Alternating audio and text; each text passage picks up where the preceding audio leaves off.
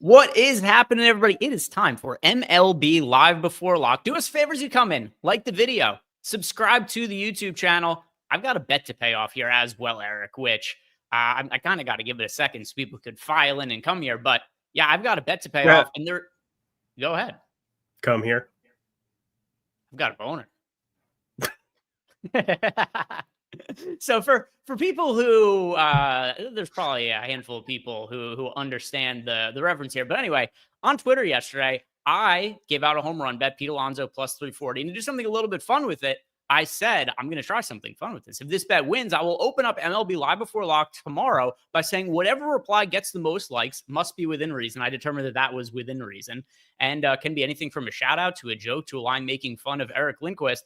And the most liked reply, it was from Grant Knifer. It was, I've got a boner, which meant I was obligated to. It's kind of funny. I don't know how to frame it. Did I win a bet? Did I lose a bet? Because it's kind of both in some sense. But yeah, I have paid off my debt there. Pete Alonso, thank you for homering yesterday. I placed the bet. I made some money, and I've got a boner out of it too. So there we have it. We are all square. I'm going to try to do maybe a little bit more of those on Twitter as well, because I thought that was, just fun thing to throw out on Twitter. Also, something else about Twitter. Our OddsShopper Twitter account, for reasons completely unbeknownst to us, got banned. Pulled off the interwebs. We didn't do anything wrong that we are aware of. We've tried reaching out to Twitter about it, and we've not really gotten any replies. We filed an appeal, didn't hear anything back. So I also do have on my Twitter account pinned to the top, kind of like an awareness post.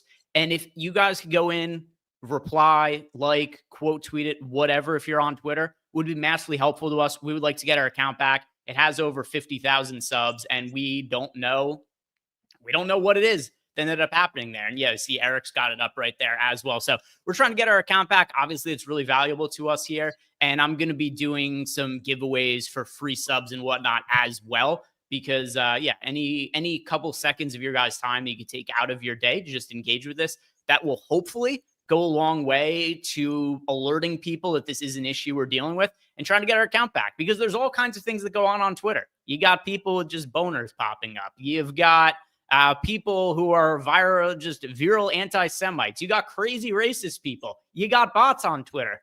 That is all okay. But us just like giving out some bets for whatever reason ended up flagging the algorithm. So if you guys could help us out just by raising awareness about this, it would be greatly appreciated. So those are my Twitter announcements for the show. And now, Eric, you and I haven't done a show together in a minute here.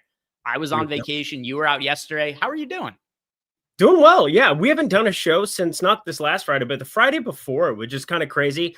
Probably the longest we've gone without each other since the cold, frigid days of New York. August circa 2024.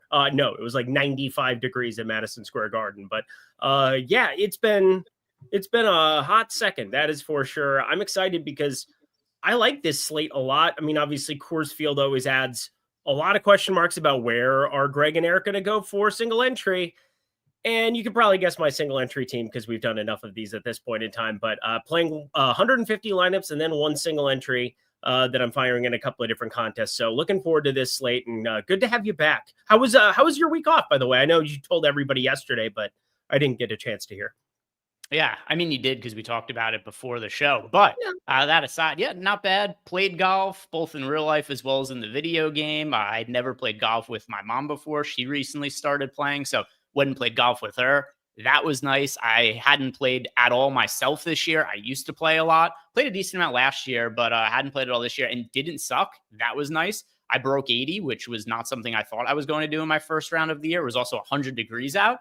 So it was good. One thing that was nice about it being 100, the downside of being 100 degrees was that it was 100 degrees. The upside of it being 100 degrees is when played at a pretty nice public golf course and didn't see anybody on the course at all until the 17th while we were out there. We had the entire place to ourselves. Worth it. Every time. Give me that. Every time worth it. Also, Amy S.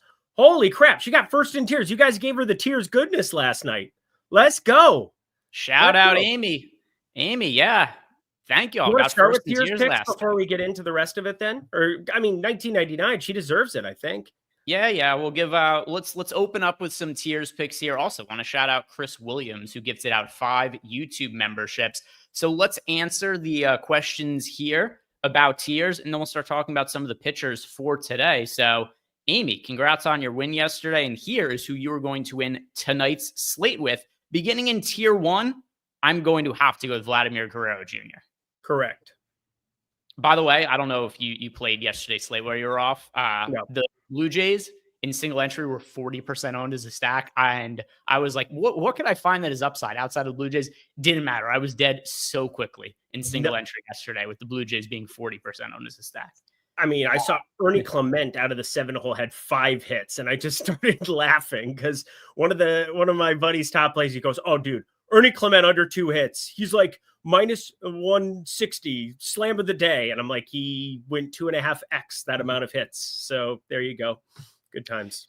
Tier 2. So unfortunately, there's nobody that we can roster from the Blue Jays in tier 2, but I'm gonna go with Elly De La Cruz against somebody who you were pretty early to point out has been on the downswing a little bit in Shota Imanaga. I know that one of the last shows that you and I did together before I left, you were stacking the White Sox, I believe it was, against Imanaga, and he got lit up in that start. I like Elly De La Cruz in tier 2.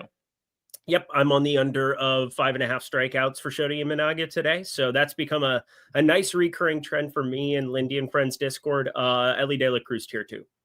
Tier 3, Bobby Witt. Bo Bichette. I meant to say Bo Bichette, and then I looked down and Bobby Witt was right above him. But yeah, Bo Bichette. As many Blue Jays I can roster in tiers is definitely something that I want to be doing. Tier 4, we do not have any Blue Jays in that tier, but I'm going to go with Pete Alonso.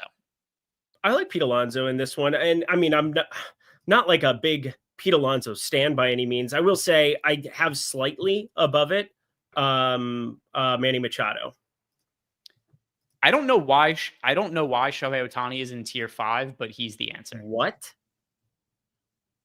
Why? I don't know. But the guy who's plus 140 to hit a home run against Miles Michaelis today. Yeah, you probably want to play him in tier 5. What are we doing here? Yeah, I was looking because, FanDuel does the 50% profit boosts for Dinger Tuesday. Yeah. So I was curious. I was like, what are Ohtani's odds against Michaelis? Just because you could usually get value. And it was plus 120 earlier. So I'm like, this is absurd. But anyway, yeah, he's in tier 5. That is. I will say his doubles, I almost bet Shohei Ohtani. I think the doubles market, both him and Conforto looked interesting, but didn't do it. And then finally in tier 6, a little bit harder. I am going to go with, I'll say Alex Bregman. There's a number of options you can go with. Nobody really stands out to me in tier 6. Yeah, it depends what else you're playing. The guy who stands out the most to me is Jordan Beck, cleanup hitter there for Colorado. Makes sense. So let's go and start talking about some of the pitchers for today here, Eric. And got lineups favorited here in the Sims. And if we sort by the pitchers here and the price points, you'll see we have a handful of pay-up options to consider for today. And back to our normal routine of the expensive pitchers being the chalk. One thing that did really suck about yesterday's slate is Michael Soroka was really popular. He looked really good in the data and tools as well. Strikes out the side, I believe it was in the first inning, and then just gets hurt.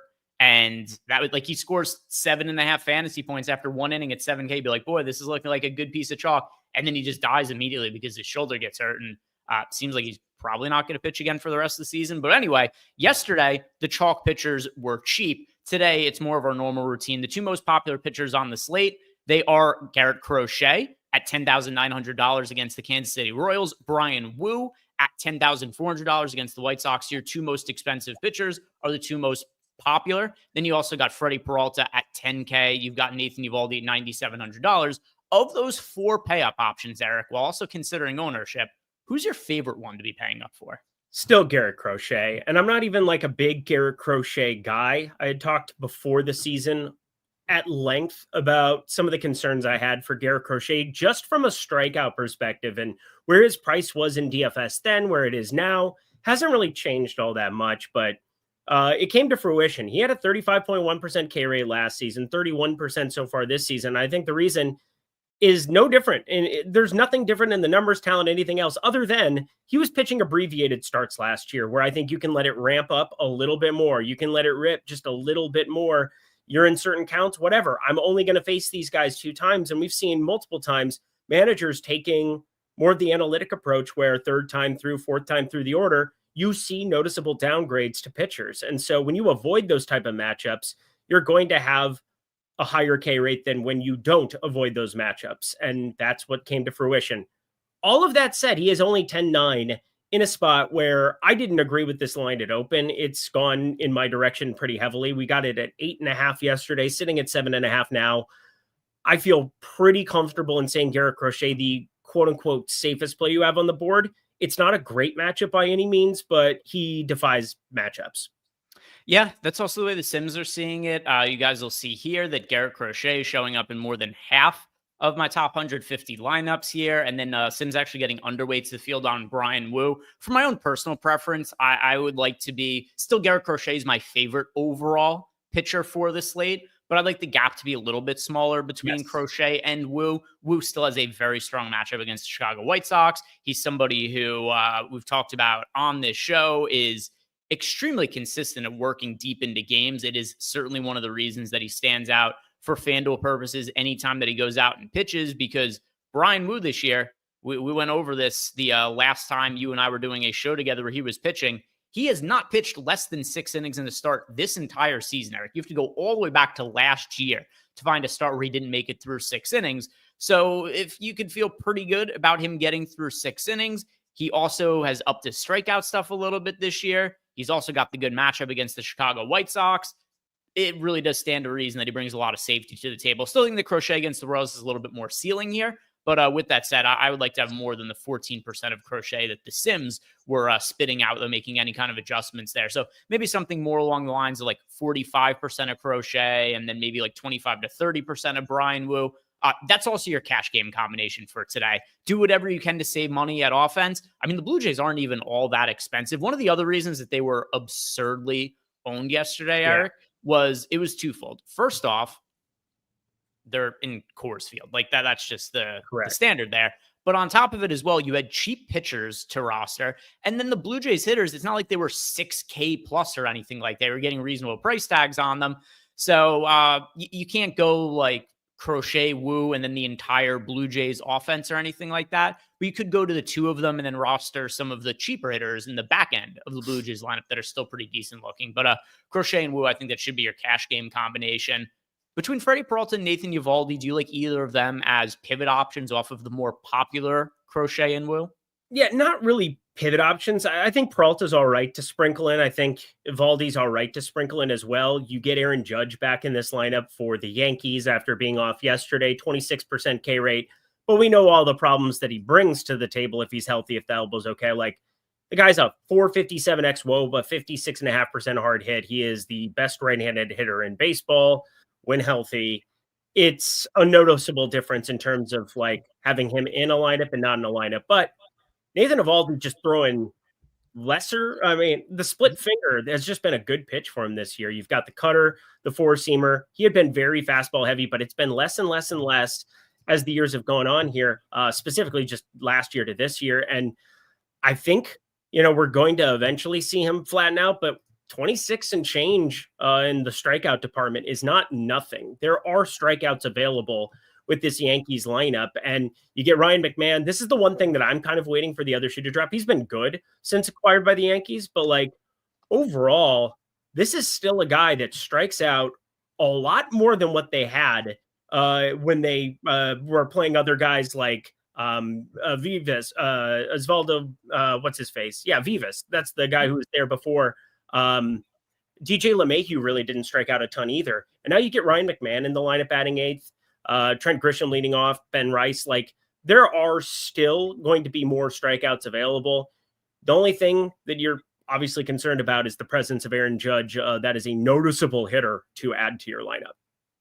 By the way, talking about Aaron Judge, there was some uncertainty about his status not all that long ago. And I posted what was a pretty good bet that I felt and still feel about in your Discord channel, Eric. If anybody wants to sign up for Eric's Tails package, they could use, what's the promo code they could use? I don't have a promo code right now. We just ran Lindy 30 to jump in $1 a day. But if you hit me up over on X, if you want to get so inclined, we can hook you up with something. Yeah, by the way, a shout out to Dinaroo, who left us a super chat here. Said, cheers, boys. Let's make some money. Agreed. And also, one of the ways you can do that is by joining Eric's Discord channel. What I was going to say is I'm happy the Judge ended up coming back pretty quick. I knew there was going to be value in the MVP race in some kind of way. And ultimately what I settled on is I bet Aaron Judge and posting your Discord at plus 130 to win MVP. When the news was kind of coming out about the uncertainty with his elbow and whatnot. And now he's like minus 240 or something like that to win MVP, depending what book you look at. So feeling pretty good about that one. And if you guys want to access Eric's Discord, obviously you get all of Eric's bets. I jump in there, once a week. Stop, don't undermine it. You do an amazing job jumping in and talking futures for people. You're securing value across the board. We have so much value on Zach Wheeler. We have so much value on Aroldis Chapman. We have so much value across the board. So pretty much everything Greg puts in. The reason I asked him to do it is because I do think anything that I've bet in futures in the last 2 years, 3 years, has been because of his analysis, and it's always been spot on. So don't undermine it in any way, shape, or form. So it's been going pretty good, and you guys could join as well for just $1 a day. But getting back to the pitchers that we have to talk about for tonight's slate, I don't have like a mass amount of interest in Freddie Peralta or Nathan Eovaldi. Like you said, we do have Aaron Judge back in the Yankees lineup. That's going to lead me to want to pay up for some of the other pitchers. The other thing, too, is even though Eovaldi is lower owned than Wu and Crochet, I would feel different if he was like 5%, but he's 14%. So the field is getting there. The Sims are not getting to very much of Eovaldi or Freddie Peralta. Yeah, go ahead. My big talking point here is the way the White Sox lineup is now constructed post-trade deadline. And I think we're going to see this come to fruition. Luis Robert, Colson Montgomery batting 4th, 5th. These guys were 6th and maybe 8th, 9th a couple of weeks ago. One, they're better hitters. But here's the thing. When you're talking about upside and beating out a Garrett Crochet, Freddie Peralta, Nathan Eovaldi, if you're going to one pitcher on FanDuel, or if you're going to, 2 pitchers where we can have a combination of them, Brian Wu's strikeout potential is so much higher with the construction of this White Sox lineup compared to what it would have been a week ago today. Like, we get Robert up there batting 4th, Colson Montgomery 5th. You get some of the lower strikeout bats down there further. It would have been ideal. It would have been ideal to have a Michael A. Taylor in there, but that's not the case today. I just think that going forward, we're going to see the White Sox strike out more purely because of those upgraded bats than what we had earlier in the season. 2 bats as opposed to just 1. It's a pretty marked difference for strikeouts. Yeah. You see it with a lot of shitty teams. It's funny. The only team that, like the Rockies, usually really shitty teams get at least marginally worse at the trade deadline because they're sellers. And you get upset. Yeah. The Rockies didn't have anything to sell. I mean, sure, they got rid of Ryan McMahon, but ultimately that's not something that's going to drastically change the outlook of their lineup. For the most part, though, yeah, teams like the White Sox, they are going to get worse at the trade deadline because they traded off any kind of viable, other than Luis Robert, they traded off anything that had a value that was a veteran. Fact. And also, I think the Rockies might have gotten better because they sent down Michael Toglia, who just isn't really good. And warming Bernabel apparently is a thing. Like, a warming Bernabel is very good at baseball, I think. I kind of like his profile a lot, and I like what he's been doing early on. I don't know if it'll hold. We saw Toglia with some moments, some shimmering spots, but I think being a switch hitter sometimes can throw off a guy like that who strikes out a ton. It makes it tough to really kind of commit or know what you're good at, what you're not good at. I like this Bernabel individual quite a bit there from the right side. 8K pitchers. Here's somebody who I suspect you're not going to be liking. I'm surprised he's pulling this much ownership. Shota Imanaga is nearly 16% owned against the Reds today. He's kind of been a disaster as of late. If Eric was stacking against him when he was pitching against the White Sox, stands to reason that he's probably not going to like him all that much against the Reds here. Ryan Pepio is 15% owned against the Angels. Will Warren is 7.6% owned against the Rangers. So actually, even though there's only 3 pitchers here, I do think there's some interesting talking points. One, the struggles of Imanaga. Then you got Pepio, a pitcher who's been up and down this year, but has found success at times. Then you got Will Warren, another pitcher who's been kind of up and down this year, but also has found success at times. Earlier in the year, he was like perpetual chalk and was always somebody that had a lot of upside. I am gravitating towards Pepio here, though, personally, Eric. So Pepio is a really strong strikeout matchup against the Angels. Pepio did struggle earlier on in the season as far as the swing and miss stuff went. I am pulling up his splits by month right now. Yeah. So in May, Pepio only had a 16% strikeout rate. In June, that went up to 34%. In July, it was 25%. Now he's making his first start of August. So I do think he's a guy in overall second half of the season, 26% strikeout rate. I do think he's probably a guy in projection models see it this way as well. He's like a mid 20%-ish strikeout pitcher. And then we consider a strong matchup against the Angels. If I'm looking to save salary and be a little bit different, instead of going to like Freddie Peralta or Nathan Eovaldi, give me the salary savings, go all the way down to Ryan Pepiot at $8,500 against the Angels. I think he's a trap. I have a lot of concern for Pepiot tonight. He's a reverse splits to an extreme extent pitcher. Against lefties on the season, Ryan Pepiot's been really good. 28.2% K rate, 164 expected ISO, keeps it in check, 295 xWOBA. Like, we're talking really good numbers against opposite hand. And it makes sense because changeup, that's his primary swing and miss offering. You're throwing changeups, for those who don't know, you're throwing them to the opposite hitter a majority of the time. You can mix it in here and there, but it's movement that gets you away from the handedness that would generally have the platoon advantage. Ryan Pepiot against righties has a 20.6% K rate, a 342 WOBA, 342 xWOBA, and a 218 ISO allowed, 203 expected ISO. I have a ton of Angels interest here, especially if Pepiot is going to be pulling the ownership. I'm not saying that he can't succeed, and it's not like, sportsbooks don't have this baked into their data. He has a 5.5 strikeout prop juiced to the over. I'm entertaining under 6.5 at -141 on NoVig. I've just been staring at that all day long. If it drops inside of like -135, I am going to pull the trigger. It'll be in the Discord, but I think this is a slightly terrifying spot for Ryan Pepiot, who, if you take his changeup away, doesn't have a ton that I'm in love with. Yeah, fair enough. And to Eric's point, definitely a guy who's got a really strong reverse splits this year. But that Angels lineup is also really not. It is also a hitter-friendly park, to also back up Eric a little bit. But still, the Angels lineup is not one that I'm especially terrified of. But to bring up Eric's point again about the splits, 342 WOBA for Pepiot against righties, 289 against lefties. I'm still willing to take shots on Ryan Pepiot. I agree on taking shots. And I feel the same way about Shodi Imanaga, for what it's worth. It's a really good matchup. And my big issue with Shodi Imanaga has always been the fly ball rate. It's just been square peg, square hole for certain teams. He has no ground ball stuff, 28.3% ground ball percentage. And if you go back and look at his game log last year, you saw abnormal wind blowing in at Wrigley Field. It was abnormal. This year, it's been almost the opposite, not like to a crazy extent. Obviously, the wind's blowing in today, but overall for the last couple of months, wind's been blowing out in Wrigley a lot more than what we did last year. And this is just our second year of Shodi Imanaga. So, like, for me, it was like a year-long thing where I help out on a couple of dynasty teams for a couple of my friends where they were like, hey, what about this guy? What about this guy? And I just basically put out a list of guys that I expected to regress negatively in a major way. Shodi Imanaga was at the top of it because I don't think he has great strikeout stuff. He's primary fastball guy, 50% usage on that pitch. And every Japanese guy has a split finger coming over here. And I think his is probably the least enthusiastic I've been. Sagano doesn't count because he sucks. But Shodi Imanaga is not a very appealing pitcher for me overall, but this is a good game environment for him. I'm just hoping that the swing and miss is kind of kept to a minimum because I'll be slightly underweight to him and I'll be pretty much non-existent of Ryan Pepiot out of 150. I'll have like 5%. My concerns with Imanaga are just kind of like general health. He pitched 5 innings in May. He pitched 5 innings in June. Then he returns in July. And in July, 4.32 ERA, 5.33 FIP, 4.43 xFIP, 19% strikeout rate. The strikeout rate overall for the season is well below 20%. So I tend to think he's probably healthy now. But what I think happened is he missed a bunch of time due to injury.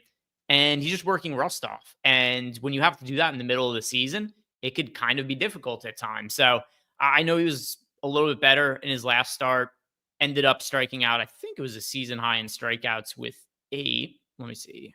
Going off memory. Is that? Yeah, he had 8 strikeouts. And yeah, that was a season high for him. And it was also in a fairly tough matchup. It was on the road in Milwaukee. With that said, he still in 5 innings gave up 3 earned runs, gave up 2 homers. So it's not like it was a great start. He just happened to have 8 strikeouts in that particular outing. So I don't know. I have a lot of concerns about Imanaga. I would want to see him pitch well consistently, or at least be some sort of buy low to get in on him. Because if he was like $7,800 or the field wasn't on him or something like that, where I felt it was an actual buy low opportunity, that would be different than him being 16% owned at $8,900. Like, the field is rostering him as if he's just the same guy he was last year, which he hasn't been so far. I kind of want to just go Angels 5-man with a 3-man Cincy. Like, that's just the way that we're talking this into, just completely avoiding the range. I think it's still tough to make work because you do have expensive bats. on both sides of that. And I just think the Angels' top 5 is pretty good. Cincinnati's top 5 is basically one really good guy, and then Austin Hayes has majorly regressed towards the mean. Miguel Andujar, it's weird to see in a Cincinnati uniform, I will say that, but overall, it's not an ideal strikeout matchup for Shota Imanaga. My big reason for the 5.5 strikeouts, and I didn't even explain my work as much today. Noelvi Marte, Jose Trevino, Espinal. You take Tyler Stevenson out of the equation. You take Jake Fraley out of the equation. Gavin Lux out of the equation. This is a horrible strikeout matchup for Imanaga. Trevino has an 11.5% K rate. Espinal 11.4%. So the back half of the lineup, where traditionally you find a lot of strikeouts on most Major League Baseball teams, it's the exact opposite with Cincinnati today. So he could go 6 innings, and I still find it very unlikely he reaches 6. Couple of questions from Discord here. Einstein wants to know, do we think Imanaga will come in even higher than 16% owned against Cincy? I don't. I think that's like maybe marginally, but there are a decent amount of good pitching options. I mean, we've got Crochet, we've got Wu. We haven't gotten to the guy that I'm going to be jamming yet. Oh, I can't wait. Yeah, I mean, Uvalde and Peralta are still both reasonable pitching options. You got Ryan Pepe. Like there's a lot of guys who are going to be like 15 to 20% owned today. Could he be like 19% owned in 16 instead of 16%? Sure. But I don't think he's going to be like 30% owned or 25% or anything like that. I'd be pretty surprised if that's the case, Einsteinium. Clinton83 said, sorry if I missed it, but DK cash game pitchers, Crochet and Wu. I think that's what you want to be doing for cash. Crochet and Wu for sure. I'm curious now, Eric. You said there's other pitchers you really like. Is it somebody in the 7K range by chance? Yes. Is it by chance Jose Soriano? It isn't, but I do like him. He's just pulling ownership already. Who could it be then? Who could it be? Boy, I don't know. Who is it you're liking? I love Emmett Sheehan today. Absolutely, unequivocally love Emmett Sheehan today. We got the confirmed lineup. We do have Nolan Gorman in it here today. Mason went further down. It's not as ideal with Brendan Donovan, Alec Burleson up there, but he had been a bulk reliever behind Shohei Ohtani in multiple outings here. There was like basically an artificial cap that exists because once you get to that 8th inning, the 9th inning, you go to your closer still. Well, especially a team like the Dodgers that have, Vicia and like other guys that can, do 6th, 7th, 8th inning work, but like primarily they're still locked in to like a certain closing situation. And he had been a piggyback here for Shohei Ohtani's last couple. He's been so good that it's been undeniable that they needed to give him an opportunity to get back into a starting role. And that's what you're getting with him today. It's not some fantastic matchup by any means, because again, Ivan Herrera doesn't strike out a lot. Alec Burleson doesn't strike out a lot. Brendan Donovan doesn't strike out a lot. Those are 3 really good bats, and you're going to probably face them 3 times if you have a ceiling outcome. But I think Emmett Sheehan's stuff is just really good. Sets up the slider changeup in a really nice way. 25% K rate. He needs to limit the walks, but one of the nice things about the Burleson and Brendan Donovan situations, they don't really walk a lot. Nolan Arenado's not in this lineup. That's a guy who really does not strike out when he's out there. I think this is a really sneaky spot to get 90 plus pitches out of Emmett Sheehan that the field is not recognizing in any way, shape, or form. And if you give me a quality of arm that looks like Emmett Sheehan has, where you get out of the middle of nowhere, 85, 90 pitches, I think it is a huge projection mistake that I'm seeing across the industry right now. He is my favorite 7K pitcher relative to ownership by a wide margin. He's actually showing up quite a bit in the Sims. I ran it just right before the show without putting any changes in. I'm getting double the field on his 10%. So 20%. The Sims are on to Emmett Sheehan as well, and I love it. Yeah, I probably should have just guessed that looking through the data we have here. I was just kind of going like by process of elimination, who could it be? And I wasn't totally positive. But yeah, you guys could see here on screen, Sims ran here, didn't make any adjustments. He showed up in 23% of lineups, 3.6 ERA, 3.31 expected ERA for Sheehan, 25% K rate as well, seems to be stretched out at this point. So I agree with you. I think that he's a pretty reasonable pitcher to be going to. I think Sheehan at $7,200 makes some sense. Jose Soriano at $7,600 also makes some sense. Now, with that said, like you mentioned, he's kind of already pulling the ownership. He's projected for 15%. He's not somebody I want to be like well overweight to the field too. but each of them make a little bit of sense. Is there anybody else in the 7K range who stands out to you at all? Anybody else in the 7K range? Not really in the 7K range that I want to go crazy with. I think Zach Littell is going to give length to Cincinnati, but I don't love his strikeout arsenal. He has major lefty problems. Kyle Tucker, Pete Crow Armstrong, they basically just sat Suzuki, gave him a day off. But Zach Littell, I thought about it, and then I just kept living my life. Will Warren, we know the strikeout stuff at 8K there against Texas. Didn't really get to a lot of him, got trace amounts. I think it's probably a range that's very heavily just Soriano, Shannon, and I don't need much else. If I get trace amounts of Holmes, whatever. But yeah, I think that's it for me. At first glance, I looked at the price point on Clay Holmes at $7,300. Like, oh, he is upside at that kind of salary. And then you look at his numbers, and because, like, you still think of him as being the guy like, oh, he had such good stuff as a reliever for the Yankees, and he was a elite reliever for so long. And he's been fine as a starter. It's kind of funny. His value as a starter is nearly identical to his value as a reliever this year because he was so elite as a reliever and he's just so mediocre as a starter. So, as a reliever, he was like a 1.5 win pitcher. And that's kind of what it looks like he's going to be as a starter as well, because he's got a 4.43 expected ERA, a 4.29 FIP. His strikeout rate is only 18% as a starter. So he's really had to sacrifice a lot of his stuff to be able to pitch deeper into games. It is so noticeable in his average fastball velocity, which as a reliever last year was 97.5 miles per hour. It was as high as 98 miles per hour for the Yankees back in 2022 as a reliever. It's 93.5 this year, which it doesn't suck or anything like that. It's just he's so mediocre as a starting pitcher. The $7,300, this is just what he is. He's just a $7,300 pitcher. So like my first intuition, like I said, was, oh, maybe there's some upside in Clay Holmes. And then, you look at the strikeout upside. I think I've done this a couple of times this year. I've looked at Clay Holmes and I just have to look at the data. And it reminds me that he doesn't actually have that much stuff as far as strikeout goes. What are you celebrating over there? Shea Langlier's leadoff home run. Let's fucking go. All right. Was he posted in the Discord? Sure was. 1.5 plus runs plus RBIs. I thought it was a joke of a line. Lead off Shea, cash it immediately. And by the way, if you guys haven't done yet, like the video, subscribe to the YouTube channel. If you do want to get access to any of the packages that we have here at Stokastic, link to sign up is down below in the YouTube description box. Anything you sign up for does come with access to our Discord channel, so you can ask us questions during the show. We have already answered a couple of them, but we do have another one here as well. This is from Cream, who wants to know, you guys don't like Jose Barrios, one of Eric's arch nemesises. Jose Barrios doesn't have a pretty good matchup against the Colorado Rockies. Yeah. With that said, the game is in Coors Field, but 4% ownership for Jose Barrios at 7K. Is he somebody that you have any kind of interest in for today, Eric?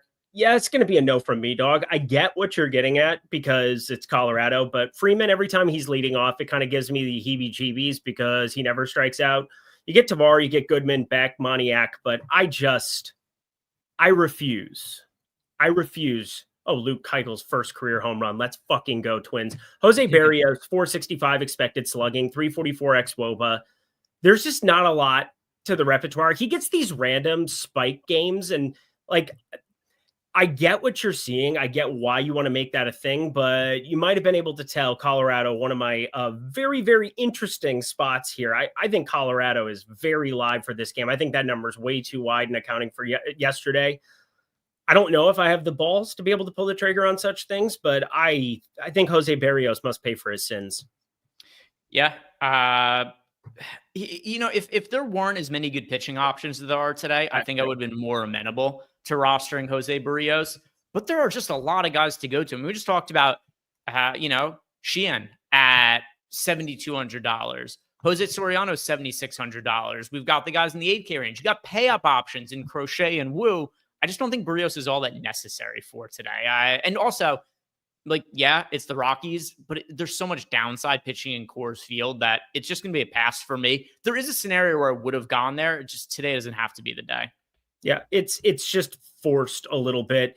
Look at it's Coors Field, so that goes without saying.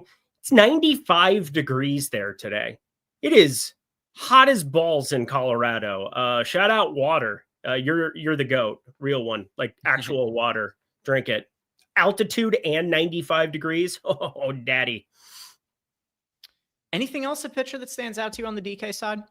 There's one disgusting, awful, horrible, terrible one. What are we doing with Yu Darvish at 6,100? Because the day after, or the outing after we talked about the St. Louis outing as like him being viable, he goes up against the Metsies and he throws 7 strikeouts, but only 76 pitches. I think there's a world where people do end up getting to a little bit of him. I think Ryan Nelson also actually has to be talked about to some extent. Like, because it's a Coors Field slate, because we have expensive bats, we have Aaron Judge, Shohei Ohtani to pay up for. There's a world where I mix more of these guys in. I don't find the 7K range all that appealing outside of who we talked about. But if we want to go way to the bottom, Yu Darvish, 6,100, yay or nay? That's going to be a nay for me. Correct. I took a chance on Yu Darvish 2 starts ago, and it went extremely poorly. Not that it's going to influence my decision really for today, but it's more to make the point of there's such a tremendous downside. Here, I feel the exact same about Yu Darvish that I did just about Jose Barrios. Is there a chance that Yu Darvish has righted the ship and he's going to be good the rest of the season? I guess it's not super likely to me, though. At his age, he's 38 years old. His fastball velocity has gone down year over year a lot the last couple of years, which makes sense at his age. His overall numbers for the season aren't great either. If he was to have, as EMAC would say, a remember me performance where it's like, hey, look, Yu Darvish is still somebody who's a viable big league pitcher, I wouldn't say it's the most surprising thing in the world. I just don't want to deal with the downside when I think there's so many good pitching options today. I think the one benefit is that he's 6,100. Like, if he wasn't 6,100, I wouldn't be staring down the barrel of a 45 right now, but I'm going to get to a little bit. It's just a question of how much I boost him. I don't love it. I'm not saying you have to tail me, but I'm playing 115. So like, I feel more comfortable if I'm going to get to, like, how do I get different with Toronto today, Greg? Like, how do I get different with this Toronto spot that is just unequivocally the best on the slate? We can all agree on that. It doesn't take a scientist to know that. I think one of the ways to get different is just find those savings, get all the bats and all the land and say, come at me. But I think I have more of the concern about the workload than anything else. 76 pitches. Did he have upside for 80? Did they just turn it over because it was like by far? I mean, they got 7 innings out of him, 76 pitches. That's as efficient as it gets. I don't know if he gets into a jam, what it looks like, what they decide to do with him. Can he get to 85? I think that's pretty unlikely even, but he's 6,100. That's the only reason that I'm entertaining it. Yeah, so once again, not completely necessary to me. We'll talk about ways to get a little bit different with the Blue Jays in a second here as well. We went a little bit longer on pitchers than really wanted to there. But really quickly for the FanDuel side of things, it's kind of funny. On FanDuel, the ownership is really spread out. The one guy who's pulling ownership on FanDuel is Imanaga, 16% owned. He's the only pitcher above 10% owned over on FanDuel. For me, I feel the best about going to Brian Wu in cash games, 9% owned. He's also my favorite pitcher to go to in GPPs on FanDuel. Otherwise, though, things are kind of the same over there. If you like somebody on DraftKings, you probably like them on FanDuel, where the ownership is a little bit flatter. I do think it's weird that Imanaga has 50 to 60% more ownership than all of the rest of the more popular pitchers on the slate over on FanDuel. That's the way the field is currently projected to build out their lineups. I'd rather go elsewhere. But any other final thoughts on pitcher? If not, let's talk about the Toronto Blue Jays. FanDuel people, just wanted to give them a quick word because, a lot of times lately, just because the pricing, everything's kind of turned out where it's really hard to get away from I combined the two names, from Garrett Crochet and Brian Wu, but Shota Imanaga is the highest owned pitcher on FanDuel. I am playing single entry on FanDuel as well today. I am stacking against Shota Imanaga at 17%. You best believe that he must pay for his sins. So if you're playing on FanDuel today, that is, I love the idea of just wiping Shota Imanaga off the board and playing anything else you want. For me, over on DraftKings now, we're going to talk about stacks. The Blue Jays are 15% owned. They were really popular yesterday. They're going to be really popular again today, despite all the ownership going to them. They're showing up in 30% of lineups. Not the team that I am prioritizing going to in single entry. I'll say the same thing I said yesterday. they're in such a good spot. If anybody plays them in single entry, I can't blame you. I just personally prefer to go elsewhere because of how popular they are. And I know yesterday they were by far the winning stack, but all of their hitters were 35 to 45% owned in single entry. And by the way, shout out to Mike Campbell, who won some single entry contests yesterday with a Blue Jay stack. It had to be a Blue Jay stack. But with that said, so many people played the Blue Jays in single entry yesterday that about 30% of those lineups cashed, even though they put up 15 runs. I would just rather go a little bit different for today and hope we could find another team that ends up outscoring them. With that said, for large field GPPs, they're clearly the best team to be going to. And let's look at some of the individual hitters here that we're getting to from the Sims for Toronto. All right, so Toronto hitters.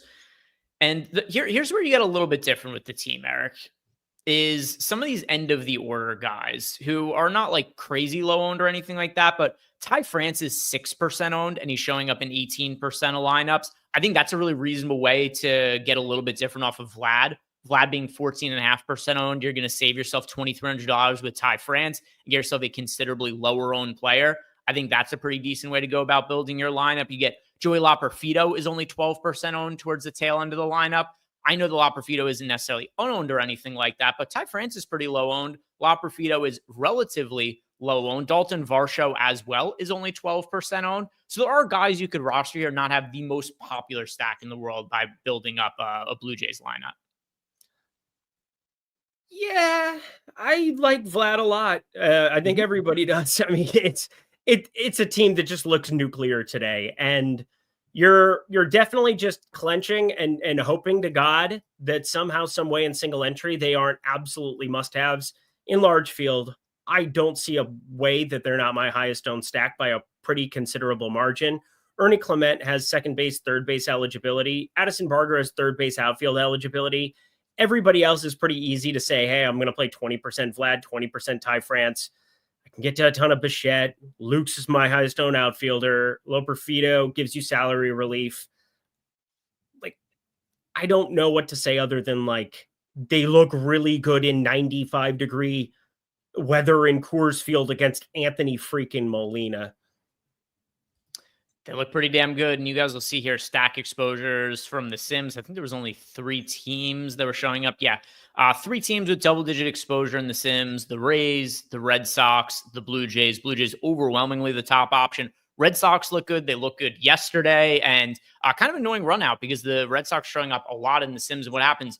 Roman Anthony gets scratched right after the game lock. So this is one of these spots. As soon as it happened, which was like right after the show, and this said Josh like, oh my God, Willie Abreu was such a good GPP play. And it's like, oh, never mind. The game is already locked.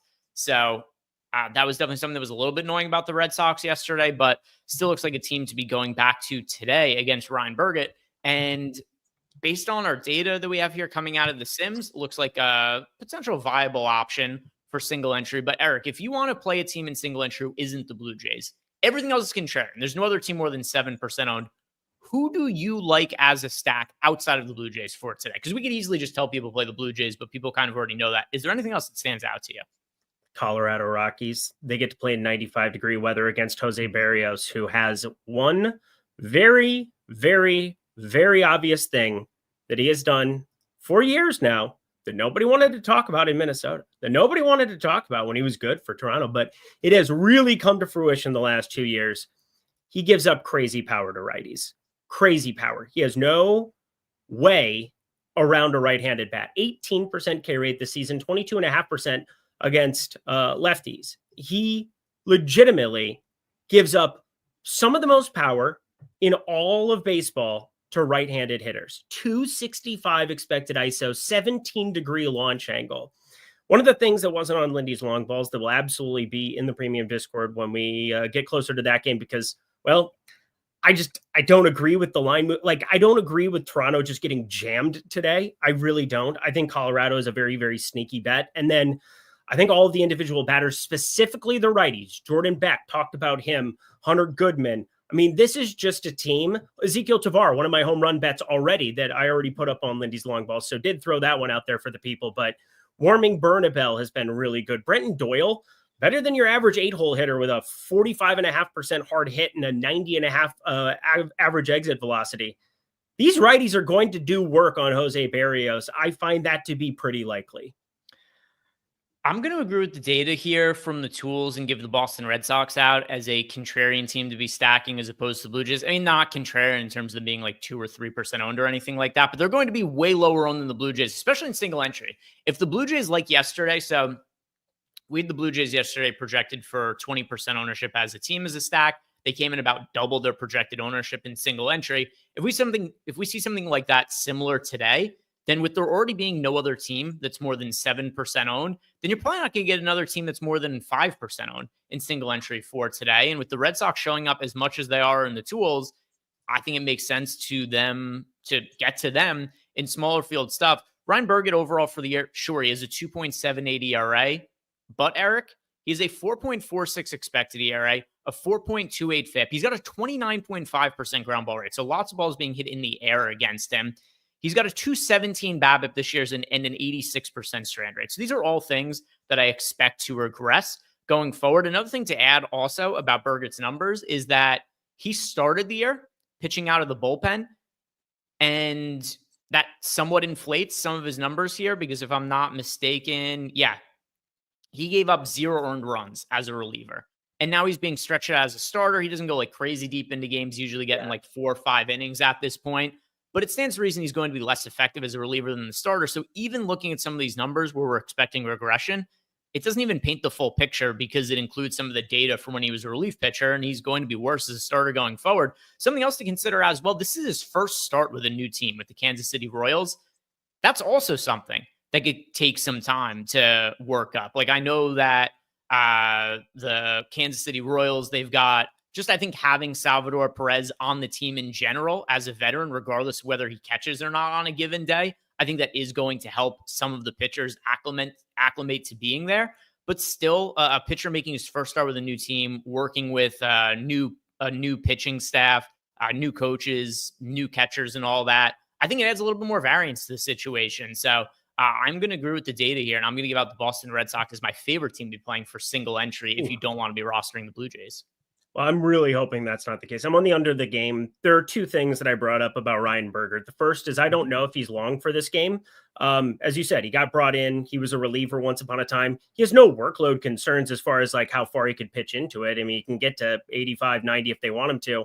But does Kansas City want him to? That's the main thing. Like, as you said, new team, new situation. He's going to pitch as well as it's going well. And then I think there's kind of a quick hook situation where Kansas City just gets an opportunity to put it together today and do whatever they want with that bullpen. Everything looks in line where they could do whatever they want still and not really have an issue with it. The other thing I wanted to bring up was the lefty splits for him. He's been lights out against lefties. It's extreme fly ball pop-up contact.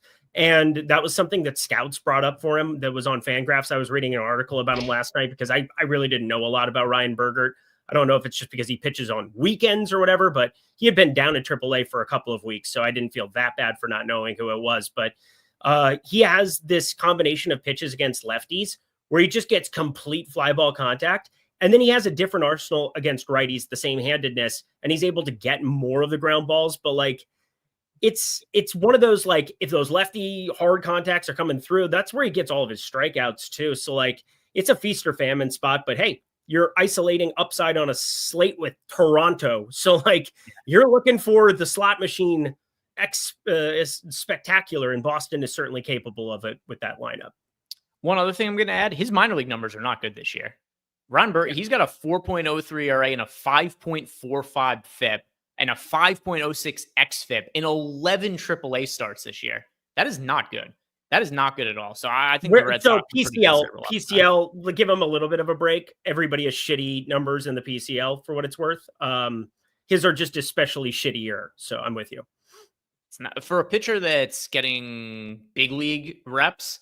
It's it's not ideal. He also projects pretty poorly. Pretty much every projection model, even though projection models have him being primarily a reliever, he still projects for an ERA of almost 5 at the big league. So that seems bad. Yeah, I like being on the Red Sox side here. Are there any low-owned teams that you're really liking for today before we wrap up into our home run picks? Unfortunately, we spent a lot of time on pitchers, so not going to have a lot of time or not going to have any time to build lineups out before lock. But Honestly, before we get it was an important slate to talk about pitching and prioritize it over stacks because Toronto exists. Everything else is contrarian. So if you have something that you really like, fire it up. The Dodgers, rightfully popular against Miles Michaelis, tons of lefty power that he's allowing. I love Tampa Bay because I do think Soriano's maybe going to get pushed up in single entry to like the 20-25% range. And that's a lot of ownership on people wanting to play Jose Soriano. He has the great ground ball rate. You don't really find home runs against him, but we have seen a lot of leaks in the old game here lately for him. I think that that's interesting. Milwaukee, they are the little engine that could. Your boy, Isaac Collins. Again, you talk about undermining what your contributions are to Lindy and Friends. I would take you high and low on anybody in any industry on anything when it comes to futures for you. Isaac Collins, somebody that you highlighted, starred, centered, and boy, has he been awesome, but not necessarily as applicable here, but Joey Wentz must pay, and definitely an awesome opportunity for him too. Last one to throw in, Cincinnati against Imanaga on DraftKings. We had talked about that pretty much at length. Yeah, did bet Collins at 10-1 to win Rookie of the Year. It was kind of funny too, because I was thinking about it. I'm like, I don't ever remember hearing anything about Collins as a prospect. And then you look into it, it's like, oh, he is a 28-year-old rookie. But particularly with Mizorowski being on the injured list now, it's a really weak crop of rookies in the National League. And yeah, 2.5 wins above replacement for him. That leads all National League rookies this year. I think he's pretty well positioned to win the award if people could get past the fact that he's a 28-year-old rookie as voters for Collins this year. Are there any other offenses that are really high priorities for you as stacks before we do our home run picks? No, Colorado, they're definitely the one that I'm rolling out in single entry. I don't have as much of them in large field, but I have a ton of the righties just mixed and matched in a lot of lineups. I'm uploading that here now as I'm finishing up, but I just didn't know where the time went. We were getting in the weeds today. It's almost like we hadn't done a show in a while, and like it's like you threw out some impressive nuggets. I feel like I threw out an impressive nugget or two, and overall, just a really good show. Hopefully, it helps you guys build some winning lineups tonight. And I got a boner. So, Eric, let's do our home run picks. It is dong time, guys, and let us know who you are picking to homer in chat today. So all you have to do is just put your home run pick into chat. We'll be reading them off as we go.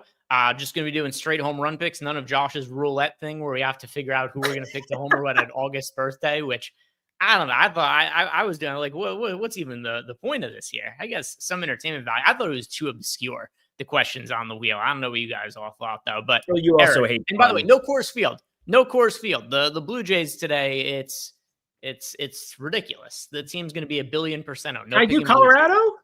I can't do Colorado after my Colorado diatribe. Sure. I'll let you do the Rockies. Thank you. Ezekiel Tovar batting second, plus 550 on DK and Onyx odds this morning. Yes, please. Thank you. I'll do that all day. I am going to go with Trevor Story today to end up homering. And yeah, I think we're going to be seeing some relievers in that game for the Royals also somewhat early. Burgett probably, like Eric said, not super long for the game, probably getting like 4 innings, 5 max out of him. I'm going with Trevor Story to homer for today. Let's see what we have from chat. Chat is going with, all right, Andrew D has got Rowdy Tellez. Mike Campbell's got Pete Alonso. Duckman has got Jaron Duran. Pierre has got Freddie Freeman. We've got, hey, Collins from See You Looking. Mike Trout from Malukar. Vaughn from Miriam Magallanes. We've got Corey Seager from Mighty Quinn. Alex Bregman from Aaron Hines. Joe Adele from Stephen Leibowitz. Freddie Freeman from Sotex. Mookie Betts from Yay Taco. Jordan Beck from Zach Justice. We've got Freddie Freeman as well, but a lot of Freddie Freeman picks. Freddie Freeman from Nicholas Barrett. We've got Max Muncy from Long Nguyen. We've got Kuba going with Corey Seager. Hamilton from Alvin Dimmery. Max Muncy from Barnaby O'Toole. Alonzo and Rosarena from Game Day Swami. Locklear from Junior Whopper. Duran as well from OB1. We've got Ketel Marte from Marvin H. William Stevens got Joe Adele for 2 homers.